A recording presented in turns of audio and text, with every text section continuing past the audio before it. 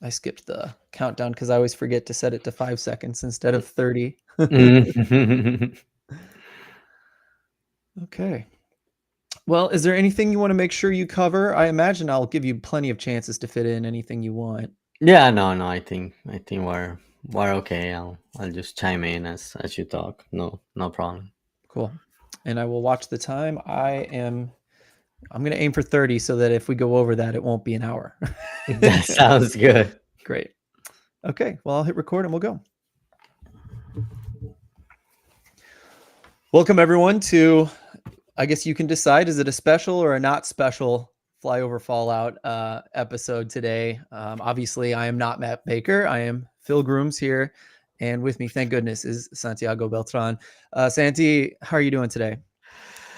Doing great. A little late on the Fallout this time, just because Matt Baker is on vacation, and this was the time that worked for us. But we're here. We're here, and a little disappointed. We have to talk about another loss, but nothing we can do about that.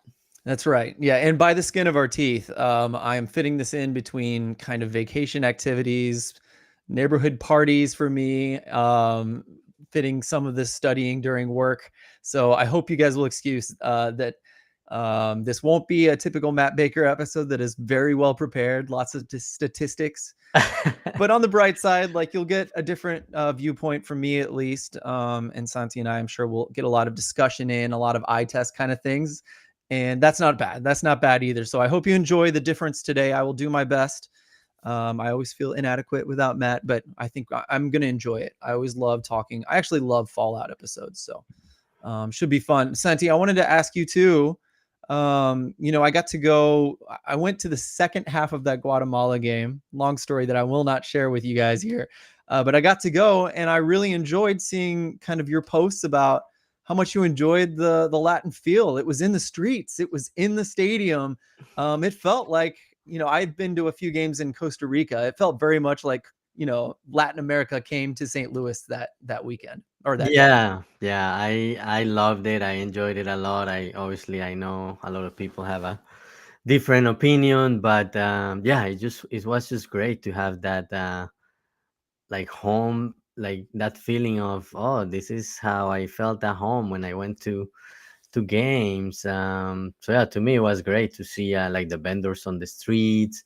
I even bought a hot dog after the game, and I was talking to the guy, and he was like, "Yeah, I came from Dallas just with my hot dog cart," and he said Amazing. he did well. He made good money, so that was good. And yeah, aside from um, Guatemalans being 75-80% of the stadium. It was a good game, and Mm-hmm. just fans like chanting non-stop and supporting Guatemala.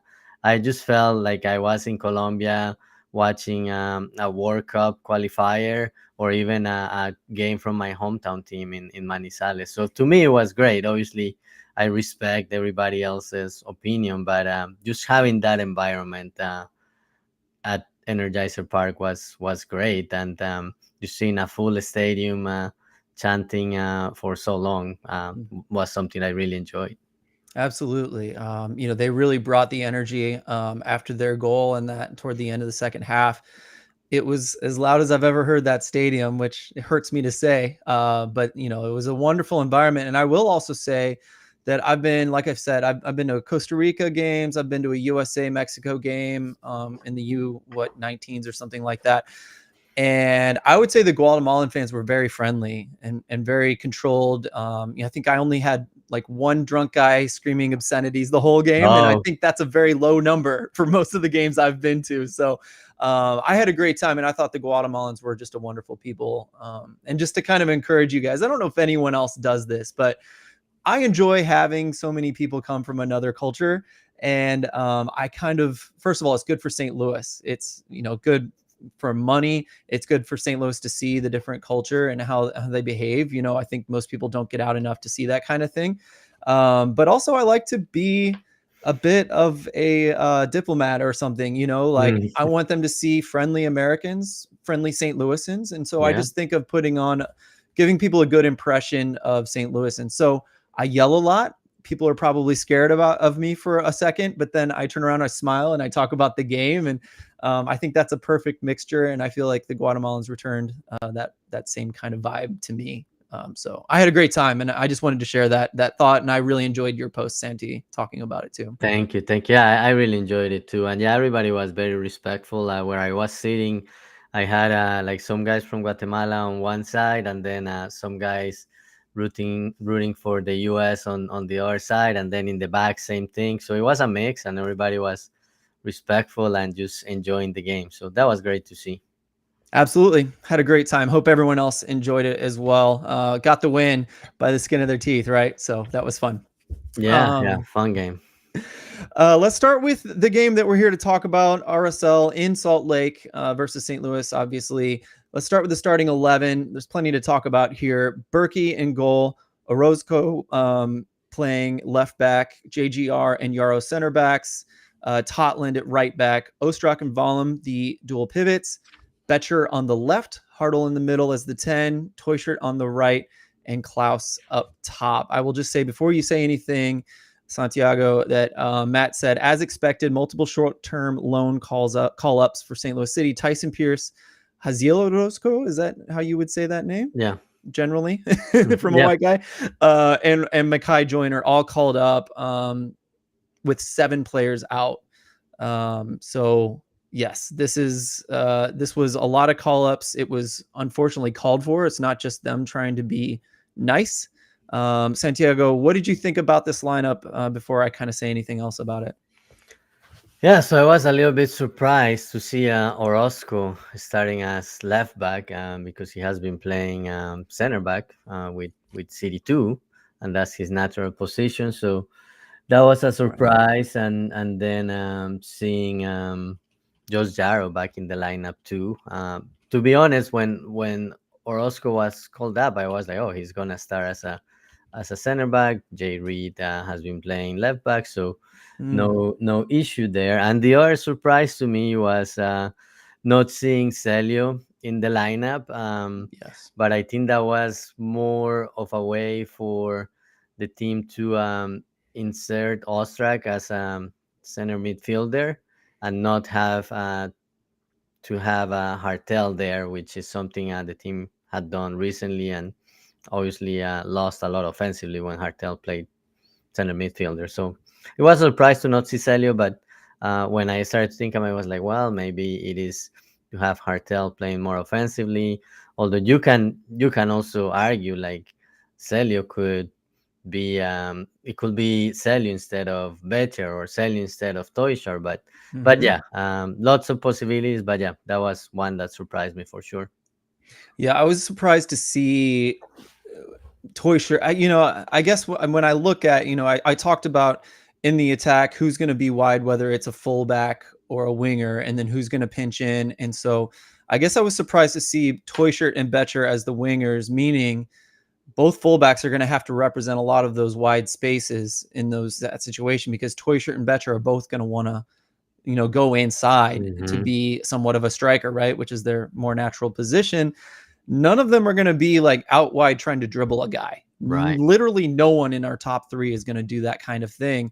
And so we would rely on Totland to do that. I think we saw Vollum and Hartle kind of slipping out wide to do those kinds of things. So it worked in that way, but especially with Orozco as the left back, he is not going to bomb forward and take that wide space like Reed does. And so to me, it would have made a lot more sense to have Celio on the left paired up with Orozco, and then one of the other 2 strikers, Hmm. wingers, playing on the right, extending the line, that kind of stuff. So pinching in and trying to be a second striker at times. So I would have liked to see that, and I'll just go ahead and say now, and we're going to prove it or give our defense of this throughout the game, that I can't believe that it wasn't Petcher on the right, because I'm starting to lose some True. patience with Toy Shirt here. So any other thoughts on the lineup? RSL without Luna, obviously they did fine. Our former nemesis Johnny Russell at right wing, formerly Sporting Kansas City.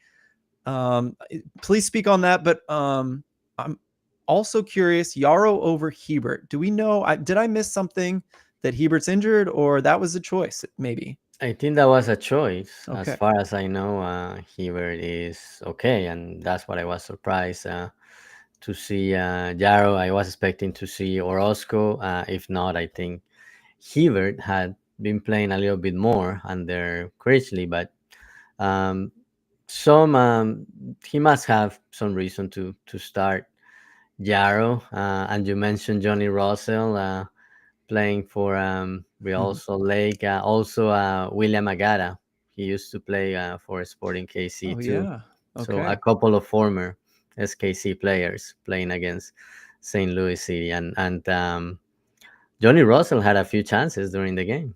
Yes, he did. And luckily, he's been dangerous against several teams in the last few weeks. It seems Yeah, like he kind of came into the team late, and it seems like he's starting to get his legs under him with that team, learning the system and doing well. So it wasn't just us, luckily, on that one. right.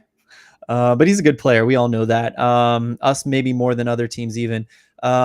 Something really good, and this is this thing that we have been complaining all season, Santiago, and we have to thank the team for doing this, even if it was a bit their hand was forced. But if you were to average out the ages of every player that played during the 90 minutes of this game, you would get an average age of 23.8. That's including Berkey and Yarrow, who are 30 and up. Hmm. That includes Hartle, who's 29, a lot of 25-year-olds. But, I think there were like 5 or 6, if not more, 21 and under players that were in this game. So I was super happy to hear that, Santi. You and I kind of complained the most about that. So I have to assume you agree. Yeah, yeah. This is when I was looking at the notes. I was like, "Oh, wow! I had not realized this." But yeah, that's great to see a younger lineup. Some of these guys is starting to get opportunities. JGR again as a center back, and obviously Orozco getting his first start with City. But yeah, I think that's part of what the team should be doing, and not on now more just because it's not a lot to play for. But I've always said you have to play the kids, and to me it's not like okay, just bring 8 guys from City Two and play them. You do it on a structure. You have Yes. let's just think about Tyson Pierce. He came in the second half, and to me it wasn't the best situation, but just to use him as an example, you insert him in the lineup, and you have another experienced center midfielder that can help him, and he can Yeah. get his feet wet and learn from those situations. It's not like play everybody. It's like you have a structure, you have a plan, and you mix them up with some experienced guys, and that's what I think the team was trying to do with that starting lineup. Completely agree. And I think they were very successful in kind of pairing young players with guys with experience within reason. And I think throughout this, I'm gonna start rushing through all the moments in the game, and we're gonna kind of take note of some of the strengths and weaknesses of those players. And I'll say it more than once today. That's why they're there, right? This is the time for them to learn these lessons. So let's start doing that. Let's start talking about the game itself. Um, in the 5th minute, we kind of saw Totland pushing a guy pretty hard, and there were afters. So that was kind of nice to see Totland have some steam to kind of do that kind of thing early in this game. But that steam was taken out just a hair in an early goal. It was a corner for RSL, and they kicked it to the far side of the box, not close to goal, kind of the back corner of the box, if I remember correctly. Kaliskan is a 24-year-old German right back, ironically, who hit the ball of his life. It feels like this is a guy that's played through the lower levels of United States soccer, starting in college, I think, and got his chance with RSL. And this was just, he hit it. It went in. I don't think St. Louis did anything necessarily wrong here. No, yeah, that's one of those shots that most of the time it's not gonna go in, but it was perfectly placed. The only one thing that I didn't like when watching the replay was there wasn't really anybody like guarding the top of the box. Like you could see Ostrak like floating around it, but he was more on the left side. So nobody got there to try to block that shot. He had a lot of time, and Mhm. he ended up creating that masterpiece of a goal. Roman Berkey like tried to get it, and it was more like a for the picture that you could see him trying to get there, but it was out of his reach. Yeah. Well said there. Critchley even said, Berkey didn't really do anything wrong today Hmm. in general. So, yep, I back that completely, even though we're only on the first goal here. On the 24th minute, there's a turnover throughout this game. I think there were a lot of dangerous, unfortunate turnovers in build out. This one was Orozco trying to pass. I think he was trying to get fancy. He was trying to pass a ball further past the midfield into Klaus's feet. Probably would have worked in MLS Next. Speaking of lessons learned here, Mm, but in yeah. MLS, that ball was too slow and too far, and the defense was too tight. Klaus wasn't able to get to it, or he did, but he had to kind of kick it too hard toward the midfield again. And RSL got the ball. They kick it in behind to Gonçalves, who's running on behind on the left wing. JGR is kind of caught between the midfielder who passed it, or the striker, I'm not sure who it was, defending that guy, and Gonçalves, who is running at speed on the left wing. And I think this is another like a JGR weakness that I saw throughout the game. And combined with Yaro's weaknesses, I think this was pretty rough throughout the game. Something really scary is JGR would constantly on a counter attack for RSL have to choose a player to guard. And a lot of times you kind of stay between both players as long as you can until you pick. And I think he just didn't make the right decision at quite the right time. And he's a young player, so this isn't me like going off on JGR. A lot of things went wrong here, not even close to being JGR's main fault, but he wasn't able to catch up with Gonçalves by the time he decided to go cover him.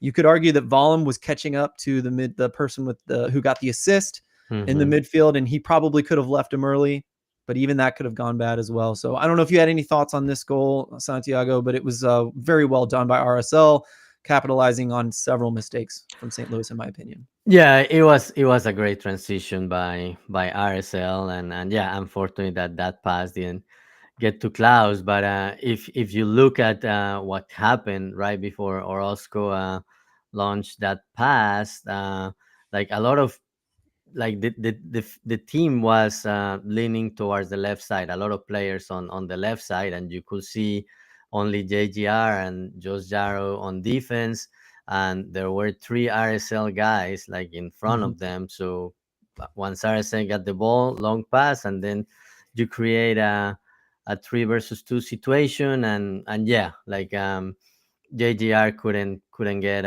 Goncalves, and he also hit a great shot. Like he made a good play to cut to the center, but it was a very good shot too outside of Berkey's reach. But yeah, RSL transitioned really well, and it looked like they were perfectly positioned, like that three against two situation, and they got the pass and were able to create the space necessary to get that shot. So yeah, bad break for Orozco. I don't know if there was a miscommunication with Klaus.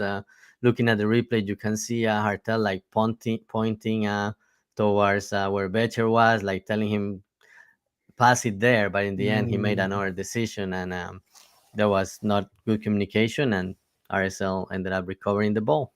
Yes. I think this is one moment where I think having such, going so deep in our center back depth, this is something that Baumgartel and Nilsson, and especially Kessler is good at picking a guy, going after him and shutting him down, picking the right guy with the ball at the right time too. So, I think this is just showing youth, mistakes, multiple, and hopefully things they'll learn from and build on, and going into the next season, which is, I think, a lot of what we're going to focus on now that we've reached this moment in the season until the end. So you'll be hearing that a lot from us. Let's talk about some good things here. Something I noticed was early on, St. Louis was finding a lot of joy going wide right and crossing the ball in on the ground, and they were able to find. It was Hartle did this, Totland did this, able to find Toyshirt especially, but also Klaus and Betcher in open space inside the box where they were all able to find a way to get a shot, often on goal or blocked. But this is, in my opinion, this is a good twist. I don't know if this is planned, something they've been working on, But if you're going to play toy shirt in a game, this is how you want to use him, right? Not in open space, driving with the ball, not trying to build up. He needs to be in the box, finding space as he does, like he did multiple times in this, the 20s minute timeline. And he created danger. That's just like, if you're going to use toy shirt, I'd like to see more of this. Or if we're not going to do this consistently, maybe start someone else, in my opinion. That's just my thought there. In the 21st minute, a similar play, just more specifically, Vollum, after a couple nice turnovers, hard work from Hartle and Vollum to get the ball from RSL. Same with JGR, who did a really good job passing out of the back, I thought, especially early on in this game. I really enjoyed that. Big switches, easy, simple passes forward. No, not a lot of backward passing, which is one of my favorite things about Mm-hmm. JGR. So that was nice. But he found Vollum. Vollum made this is after a corner, I think, actually, and Vollum made a move on Russell, got past him, found Toy Shirt, and then Toy Shirt, I think he shot it, and Cabral had to make an incredible save. Mm-hmm. That was Yeah, it one of was the a best chances of the game. yeah. City had some chances on the first half, and I think the first 30 minutes, City was doing a good job with the press and quick transitions, and created a few chances. Just Cabral, the goalkeeper, had a good night and had He a did. couple of good saves too. But the team created enough volume offensively. It was more like defensively that things didn't go well. I agree. I think we're going to talk about that a little bit more. Lastly, 22nd minute, you have to mark the multiple Berkey saves. There was an incredible pass. It was a ball in behind to Russell, and Russell made just a veteran move. I saw Driussi do this a lot against us, and San Diego wasn't able to find him enough. Not Driussi. Is it Dressel? Plays for San Oh, Diego. yeah. Yes. Okay, sorry if I got that Yeah. name wrong. Yeah. But he would do this. He would run between two defenders, and he would find space. Russell did the same thing, and he got right between Orozco and Yarrow. An incredible ball to him. Luckily, Berkey saved it. A block off the line from someone, a center back, I think, maybe Yarrow, and then another Berkey save. So I think this is one of the moments that made me think maybe Berkey was the player of the game. We'll discuss that later. But let's move on to first half takeaways, and we can do a couple stats. And Santiago, just overall, I'm going to be curious what you think. With the stats at this point, the XG is 1.34 to 0.6, RSL leading. Shots 10-7, RSL leading. Shots on target 5-3, RSL leading. The possession was highly in favor of RSL, 57% to 43%. I heard the announcer saying that is not typical for RSL, but that's the way this one went. I have some thoughts, but I'd like to hear your thoughts, Santiago. What did you think about the first half overall? Anything you'd like to kind of share about what you thought? Yeah, so obviously down to nothing, but to me it looked like a closer game. St. Louis created some chances. Cabral made a couple of saves. As I mentioned, like the first 20-30 minutes, the team was doing okay with the press. Then good transitions, creating a space. Just unfortunate that couldn't convert on any of those chances. But to me, it was like it's 2-0, but it should be a closer game. It wasn't like 2-0 and RSL is dominating. Yeah, Berkey also made a couple of saves, but I think it was like back and forth, and you could see City was doing a good job trying to create opportunities and create chances. Something that if you compare it to a Houston game, we didn't see. I completely agree. And in the post game, Critchley mentioned, or he was asked about giving up the first goal and how hard that is. And so I think we're all kind of marking here defense, improving defense, just like Hackworth had trouble with the defense. That's an interesting to look at. And I want to talk later about, scoring a lot versus defending really well, and kind of what we look like away versus home. I think that's notable as well. And I think this game kind of shows it, even though the scoreline was high. I think defense was a bit more of a priority being away. So that's been interesting to watch. I'm excited to see how they look at home after all the changes that have been made over the last few weeks with Critchley. whether that's the case or whether the team is just trying to focus on defense or what. So, yeah, that's a good discussion to have with a lot of people. Let's start with the second half, 51-minute Klaus goal. Um, boy, am I messing this up. Oh, sorry. It was a corner. Klaus gets it in, very clean header, exactly the kind of corner you would like to see from St. Louis more regularly. Very classic. The 10 hits the ball to the striker and he heads it to the back corner of the goal. And we see Klaus running. He's pointing emphatically. And at first I thought he was pointing to the away fans, but it seems like perhaps he was pointing to the booth, giving them credit for set piece design that finally went their way. Critchley gave credit to Alex on the set Hmm. design. I guess one of the front office guys or coaching staff. I don't know exactly Alex, who that Alex is. Langer. Okay, thank you very much. What do you think about this, Santiago?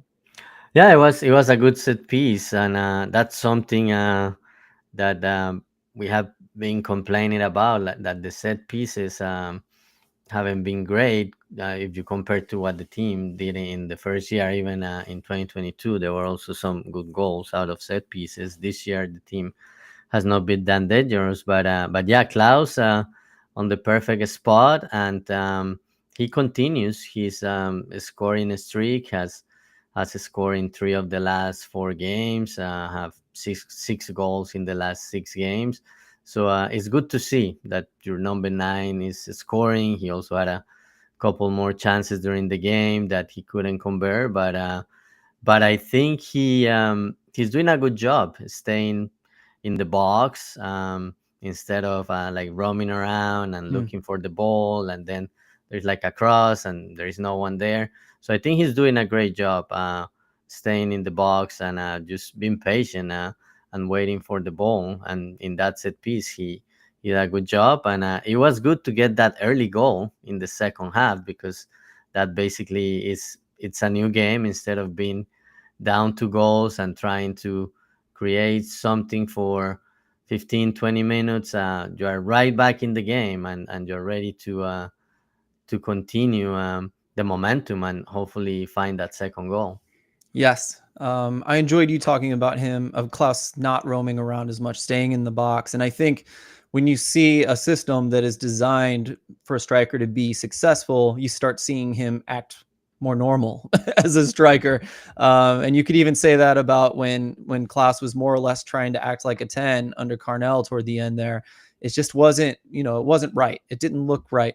And, another thing that's gone right that I think helps him act more like a striker is I don't know how many times in a game since Critchley took over, we finally see Hartle with the ball at his feet, or even Vollum dribbling at goal, and we have 2 or 3 other attackers running at goal with them as options, as outlet options. And we saw it a lot in this game. We've seen it in every game since Critchley took over. And it's just such a relief to see soccer happening the way that it should. Even watching the USA, I was like, Pochettino has these guys running at goal with 4 or 5 players constantly throughout a game, even if they're wasteful. It's nice to see a functional offense, isn't it? Yeah, yeah, for sure. That was nice to see. Okay, 60th minute.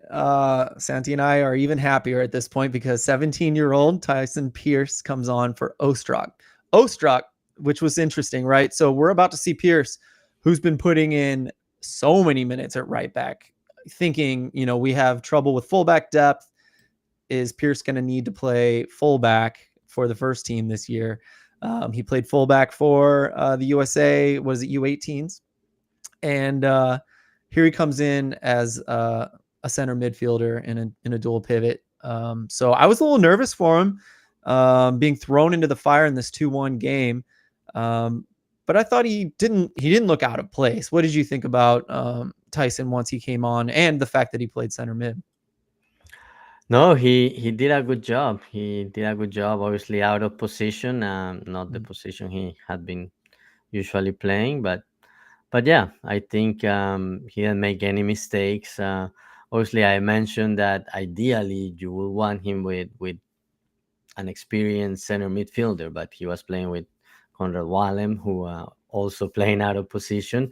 But I think it was overall a good first game for him, at least start getting minutes, which is what you want these young guys, and especially in meaningful situation. It wasn't like, oh, he came in the 89 minute with the game out of hand. Yeah. He came when the game was still 2-1, and obviously RSL scored a couple of minutes later, but it's still like it's good to see these guys getting in those situations, getting meaningful minutes, and that's what you need continue developing guys like him and Mackay Joyner. So I was satisfied with what I saw from him, considering he was also playing out of position.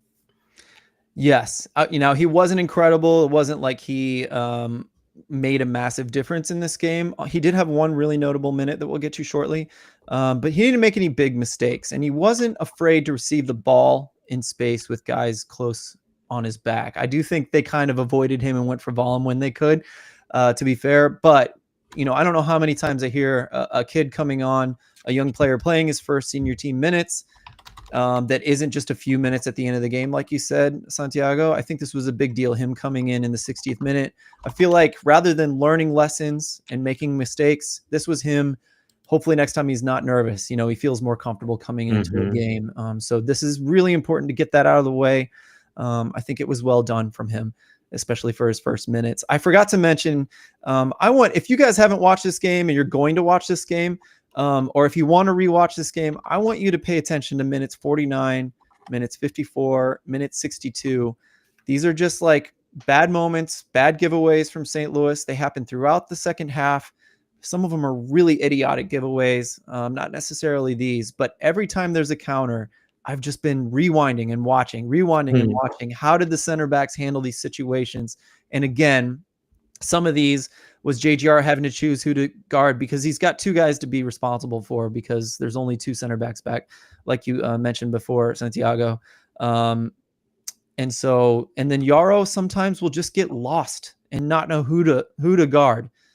That was really frustrating to watch at times. So it's just hard to watch that, and it just like constantly reminds me, okay, we're training up JGR.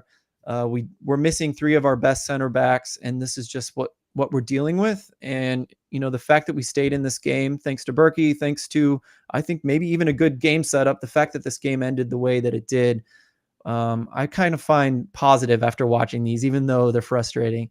But even as a soccer nerd, I like to watch them over and over and try to figure out how it could go better.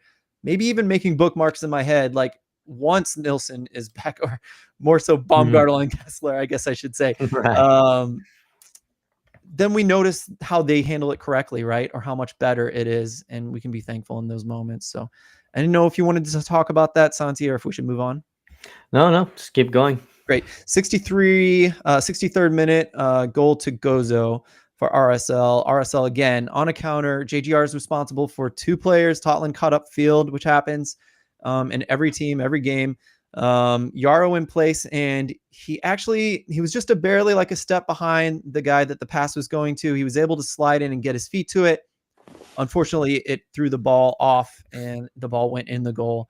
So Berkey couldn't get to it at that point, and we don't know whether the attacker was offside, was mentioned there, whether Berkey Yeah, might have gotten to it if Yarrow hadn't hit it. But those are things that I don't really dwell on. It's just what happened happened. yeah, yeah.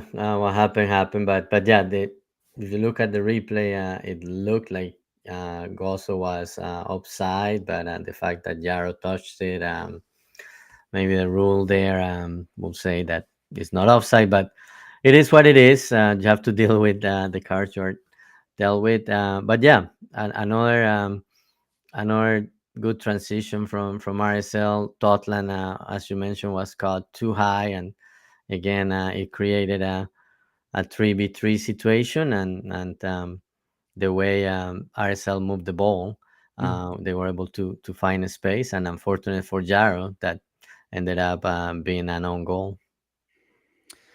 Couple bad giveaways, 65th, 68th minute, frustrating. I think in some ways the team got lucky, and none of them really made St. Louis pay for it. In the 71st minute, Celio and Zielinski came on for Toyshirt and Totland. And it wasn't yet, I don't think, that the formation got too crazy. Or maybe it was, but the 74th minute. Yeah, let's wait on that. So the 74th minute, Klaus got that chance. It was a really beautiful ball from Pierce. I just wanted to note it for Hmm. that reason that Pierce kind of crossed it in. It was a Leuven ball. I think that just shortens it. We all know what Leuven does on the corner of the box. He'll cross it to the other side.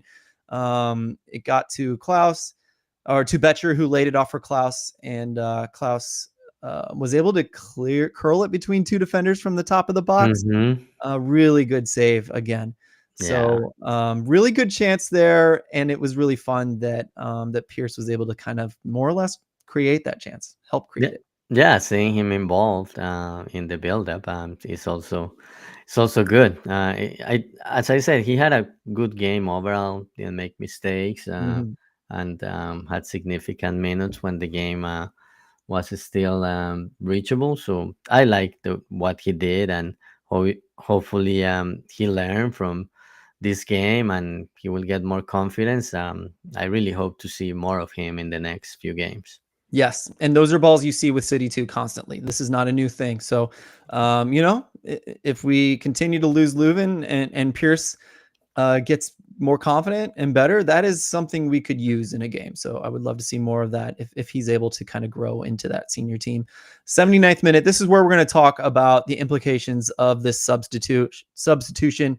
Massive tactical changes. Joyner comes in with Silva. JGR and Betcher comes off, which is not at all what I expected to happen. At this point, we have a lot of attackers in. And tell me what you think, Santiago. There's a lot of like rotation once this happens, but the basis of this formation is Zelensky, Yarrow, and Orozco at this point become the three center backs. Hmm. Pierce and Vollum continue to be the two center midfielders. And Klaus is up high a lot. It seems like Hartle and Silva could be the 10s. Other times it seems like Hartle and Joyner could be the 10s. Joyner sometimes looking like a striker. Celia was wide as somewhat of a what do you call it, a wing back, but pretty much a winger at this point, left midfielder. So between Silva and Joyner, those guys both kind of played wide at times and central at times. I liked the rotation, but big change, going for it here, Santiago, right? Not just letting this game turn into, a 3-2 loss. They wanted the win. Yeah, yeah. At least go for it, and yeah, I liked obviously only three in the back, but at that point, there's no much. Like yeah, maybe RSL could score another goal, but at that point, throw the kitchen sink Mm. and see what you can do. And I like that too. Losing 4-1 is not different than losing 3-1. So I like those changes, and the team seemed to respond well to that new formation. So that was good. They did. In fact, RSL kind of played into it. The worry here is that they would attack a little bit harder or counter a little bit harder. And there were moments, but I think the back three did a surprisingly good job. Zelensky doesn't normally play center back, but he did do it in college. So it was interesting to choose him in that role. Less surprising to see Yarrow and Orozco play those roles. And I wanted to say Orozco had his problems going forward. He made some mistakes in passing. He was not the wide fullback that you want to see in the attack, right? But he didn't do badly. He had some moments, pressing that were really nice. But 1v1, Orozco did an incredible job in this game. In fact, I don't think he was beat very often. I thought he did an incredible job. So I didn't want you guys to hear only negatives from Orozco. Like, I think we've seen he has, if this is his basis, I think he could grow into a first team player as well if he continues to learn and develop. So I thought he did a great job. The 81st minute, I want to continue on. The goal is given to Yarl. There's a corner and there's just a mess of people. It looked like it actually hit the defender's hand or arm and went in, but Yarl was given the goal. We'll take it. It's 3-2. St. Louis, 2 goals off of corners in this game, none through the through play. But I think at this point, we're very happy that we're not behind by more, considering how the game has gone, though they've been in it. How do you feel at this point, Santiago? It's 3-2. We're going for it with our formation. Lots of attackers in. What do you think? Yeah, it's let's rescue a point. Let's rescue a point at least. after a game in which the team created a decent amount of chances. Yeah, I was okay with that. At same thing, losing 4-2 or losing 3-2 at that point wasn't gonna make a difference, and at least rescue a point, which I if it had been 3-3, I think I will have the same opinion today that it will have not been enough. Thinking about playoffs, but at least you get some confidence, and that you had some young guys on the field. So yeah, it would have been great to get that 3-3. And I wanted to get back to Orozco. Just looking at some of his stats, he was very good with progressive passes. Also had a Yeah. few progressive carries. He wasn't the leader in the team in those categories, but he was near the top. So that was good to see what he could do, moving the ball around, considering also that he was playing out of position. Absolutely. Really good to bring that in. Really enjoyed that. Let's go ahead. I guess there's two more thoughts. Joyner was finding incredibly good positions. He almost got a ball at the back post. It was well defended, but I thought Joyner was really good as a sub. I really think he's pretty much up to the snuff of being a senior team MLS substitute attacker. If he's needed, I think he's been good, and I think he's going to find his feet if he keeps getting minutes. Last thing to talk about is Klaus, pardon me, gets a chance from Hartle in the 97th minute, pretty much right before the whistle. And we were talking about it in the pre-show that it almost hurt more to watch such a good chance go unfinished at such a late moment in the game that could have rescued 1 point. Again, I've before you talk. This is the last thing we're going to talk about before we talk about the after the game kind of stats and things. But you mentioned the playoffs, Santi, and that's, I guess I've clearly given up. But that is a storyline I need to remember that that is still a goal. It was mentioned I watched the recent YouTube video from St. Louis that, Critchley is still mentioning the playoffs. You just mentioned it. It's still a possibility. Having not rescuing 1 point, not getting a win away hurts that quite a bit. But this goal could have made things a little bit better, huh? Or if that had been a goal, rather. Yeah, mathematically it's still possible, but yeah, I don't. I'm sorry if I didn't say it clearly, but I didn't say it clearly, or if you misunderstood. But Hmm. 1 point will have not been enough. It will have been good for Yes. morale, but yeah, mathematically playoffs are still within reach. But it's just a lot of wins. You basically need to have like a perfect end of the season to get in the playoffs, and you never know. Like teams get in streaks and win 3 4 games in a row, and then um, it's hard to stop them. So maybe City will start one of those, but it just looks very difficult to me right Hmm. now. And I think at this point is when you start. At this point is when you start looking at playing the kids more. You also pointed Mackay Joyner. This was his last Mm. loan within the rules of MLS. So if the team wants to continue playing him, they will need to move him to a roster slot instead of where he was, that he was being loaned out from City 2. So Well, maybe we will see some changes in that regard for the next when the team is allowed to make changes again. I'm glad you mentioned that because I am just now remembering that right before we started, I got an email saying that Rasmus Alm has been Mm-hmm. put on season-ending injury, Yep. which is a roster slot. Basically, that frees up a roster slot, Yep. and I can't think of a better replacement for Alm than giving Joyner minutes for the rest of the year if we can get them to him. So crossing my fingers. It could also be a signing, perhaps. What do you think? I guess we should ask you whether you think that would be the best move, or do we hold out until the transfer window opens later this month and go for it? Yeah, no, I think Joyner will go back to City 2, and I think the team will wait and see what happens during the Okay. transfer window. I think the Rasmussen move to me is more like to me, at least what it looked to me is like, yeah, the team is making moves, thinking ahead of the transfer window. So Okay. we should be seeing some activity, and there have been some rumors thrown around Yes. that Matt and Stu talk about on Thursday's episode. So we don't really need to get into those, but yeah, I think this is a move to get one more roster spot that you can use during that transfer window. Yes. Okay. I'm so sorry. I lost track of time and we should wrap it up here. Stats, if you'd like to look at that um, passing chart, Santi, anything you'd like to say? I'll just list off that it was possession 49 to 51. STL had the most of that. Shots on target 5 out of 17 for City, 1.77 XG versus XG for RSL. Crazy, 1.61. So, you know, final third passes 81 to 78. RSL pretty close. So statistically, this game was closer than it maybe looked, or maybe everyone felt like that was the case. Lastly, PPTA, PPDA 16.9. PPDA was good versus Houston. It was lower than that, but against Orlando, it was pretty terrible. So this was kind of a middling number for St. Louis as far as the last few games, but it's pretty low even for Quichely's first couple games. So just just some stats there. Anything you'd like to say about that, and then we'll have some final thoughts.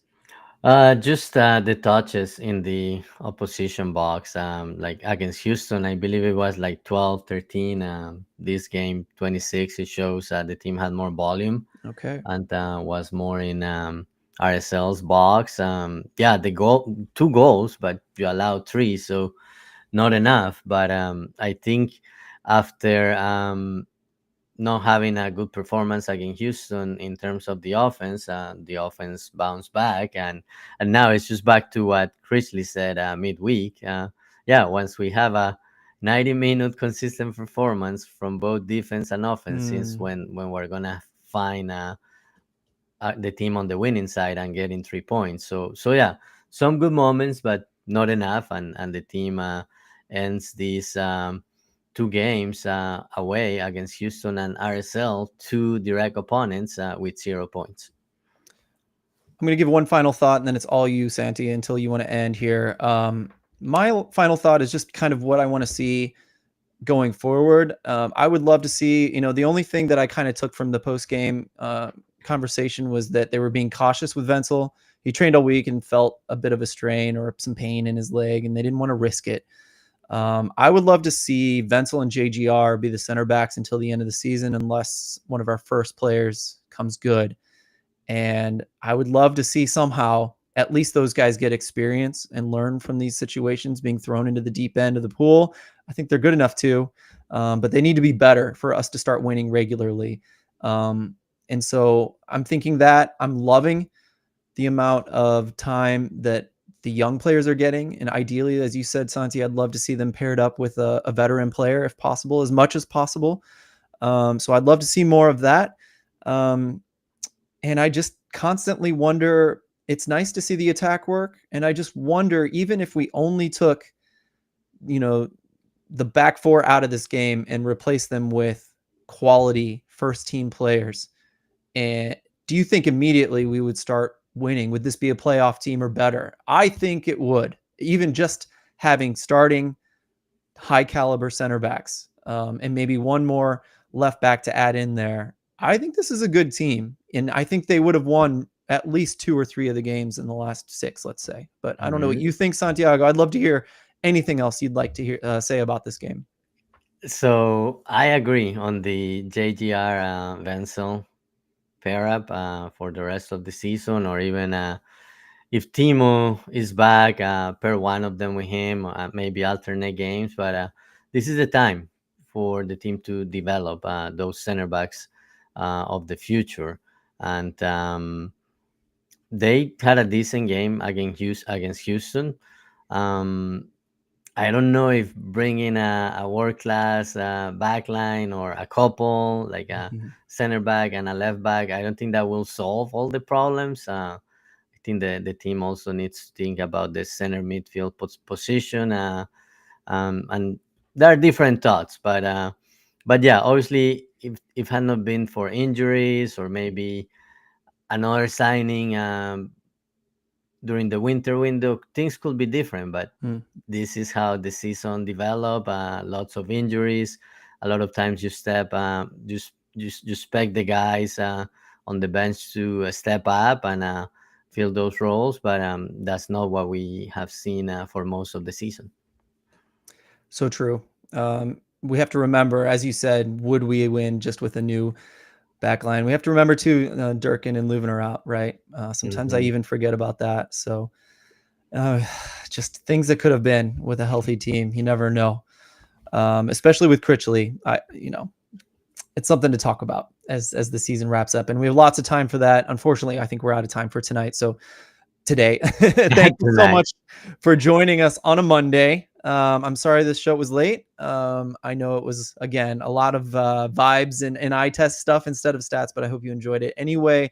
Hope you took some good information, and maybe even just like a thought exercise is kind of what I feel like I'm best at anyway. So I would love to hear your thoughts. If any of this speaks to you, if you have come to any results based on something you've heard today, I would love to hear it. Please just hit us up online on X, Blue Sky, everywhere. We're everywhere you can find us. So thanks again for listening. For Santiago, I'm Phil. Talk to you guys soon. Bye. Vamos City.